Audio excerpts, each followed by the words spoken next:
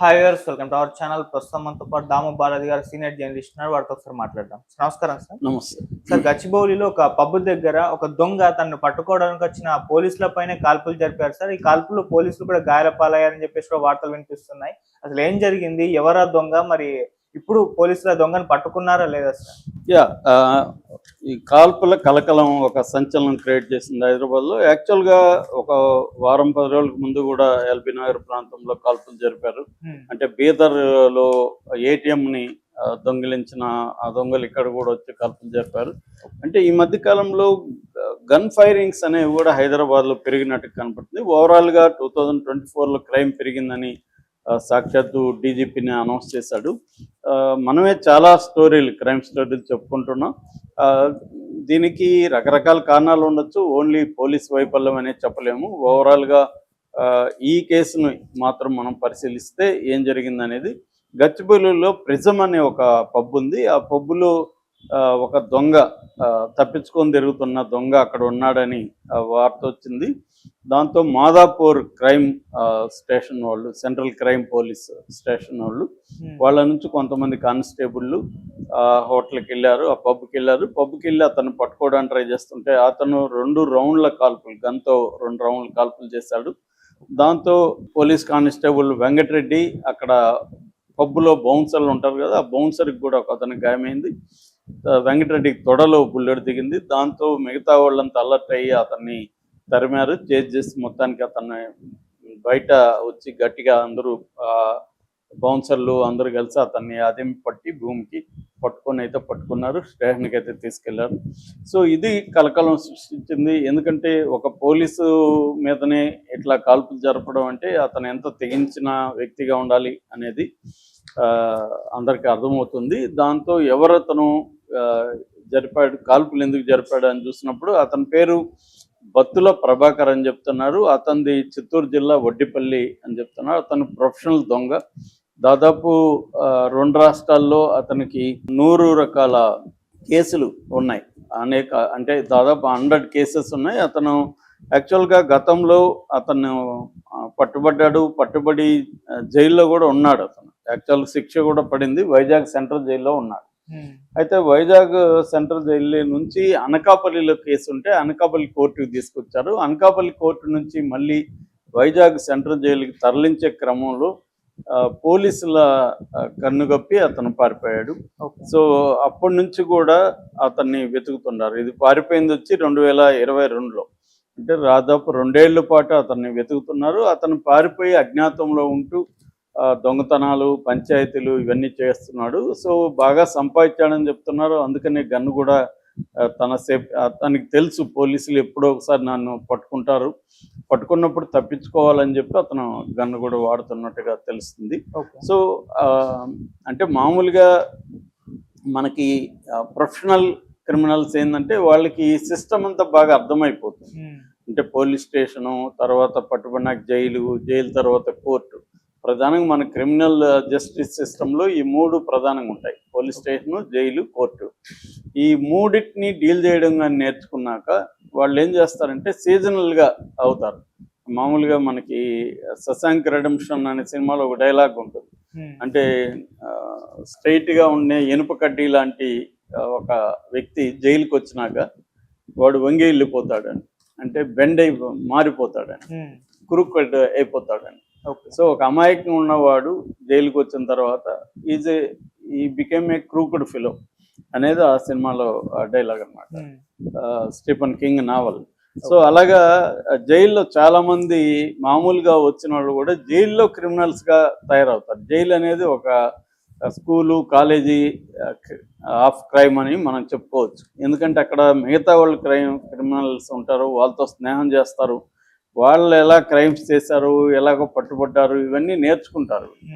So అది రోజు ఏం పని ఉండదు కదా వాళ్ళకి. ఎక్కువ రిమాండ్ ప్రిజనర్స్ని పని చేయించాలనేది రూల్ లేదు. ఓన్లీ కన్విక్టెడ్ ప్రిజనర్స్ మాత్రమే జాబ్, ఏదైనా ఒక పని ఉంటుంది. పని అప్పుడు కూడా మాట్లాడుకోవచ్చు. మిగతా అంతా ఒకే దగ్గర ఉంటారు కాబట్టి ఒకరి స్టోరీలు ఒకరు చేసుకోవడం, ఒకరి మధ్య ఒకరికి సంబంధాలు ఏర్పడడం, దాని తర్వాత వాళ్ళు బయటకు వచ్చినప్పుడు కూడా లింక్స్ ఏర్పడడం, ఇలాగా వీళ్ళు మరింత క్రిమినల్స్ ఉంటారు.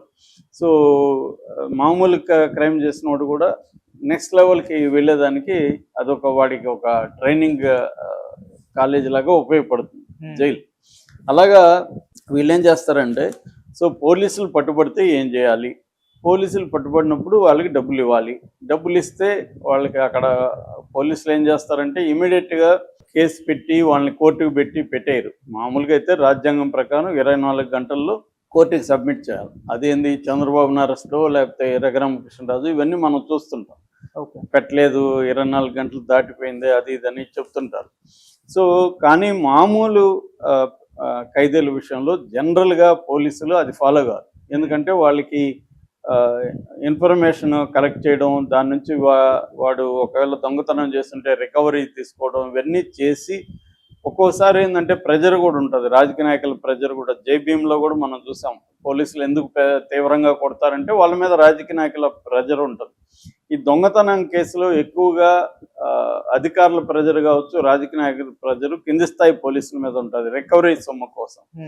అందువల్ల వాడిని ఇప్పుడు జైలుకి పెట్టేసి కోర్టుకు పెట్టి జైలుకి పెట్టేస్తే రికవరీ కాదు, లీగల్ గా వాడు ఫేస్ చేస్తాడు కేసు, లాయర్ని పెట్టుకుంటాడు, డబ్బు ఉంటుంది. రికవరీ కావాలంటే ఏం చేయాలి, వీళ్ళని కొట్టాలి. కొట్టితే వాడు ఎక్కడ అమ్మాను ఏంది చెప్తాడు. ఆ దొంగిలించిన బంగారు కావచ్చు, డబ్బు కావచ్చు, ఎక్కడ అమ్మారు ఎవరు చెప్తారు. చెప్పినప్పుడు వీళ్ళు వెళ్ళి ఎక్కడ అమ్మారో వాళ్ళని పట్టుకొని, కొన్న వాళ్ళని పట్టుకొని అది రికవరీ చేసుకొస్తారు. ఇది మెయిన్ లక్ష్యం అన్నమాట. సో వాడికి పనిష్మెంట్ ఇప్పించాలా అనేది సెకండరీ, ముందు రికవరీ, సొమ్ము రికవరీ అనేది మెయిన్ లక్ష్యంగా దొంగతనాల్లో ఉంటుంది. అందుకని ఇది తెలిసిన వాళ్ళు ఏం చేస్తారంటే వీళ్ళకి కొంత డబ్బులు ఇచ్చి ఇవన్నీ కూడా ముందే ప్లాన్ చేసుకుంటాడు. అంటే ఒకవేళ పట్టుబడితే మనం ఏది చెప్పాలి ఏది చెప్పకూడదు. సో కొన్ని చెప్పరు, కొన్ని చెప్తారు. ఎందుకంటే అన్ని చెప్పకపోతే కొడతారు, కొన్ని చెప్తే ఇంతే అనుకొని ఇంకా ఆపేస్తారు. అట్లాగే వీళ్ళకి పోలీసులకి డబ్బులు ఇస్తే నన్ను కొట్టకండి సార్ నేను చెప్తాను మీకు అనేది ముందే కొంత ఇచ్చేసి చేసుకుంటే అది కూడా సరిపోతుంది. సో ఇది నేర్చుకున్నాక పోలీస్ స్టేషన్లు ఎలా పోలీస్ స్టేషన్లో 10 రోజులు ఉన్నారనుకో, ఆ స్టేషన్కి అందరికీ బిర్యానీలు తెప్పిస్తారు, వీడు బిర్యానీ తింటాడు. అలాగే చాలా వాటిలో జరుగుతుంది. దీనికి మినహాయింపులు ఉండదని నేను చెప్పట్లేదు. మ్యాక్సిమం నేను పౌర హక్కుల సంఘంలో 5 ఏళ్ళు, నక్సలైట్ మూవ్మెంట్లో 5 ఏళ్ళు పనిచేస్తాను కాబట్టి ఈ సిస్టమ్స్ ఎలా పనిచేస్తాయి అనేది నా అనుభవం, నాకు తెలిసిన వాళ్ళ అనుభవం నుంచి చెప్తున్నా.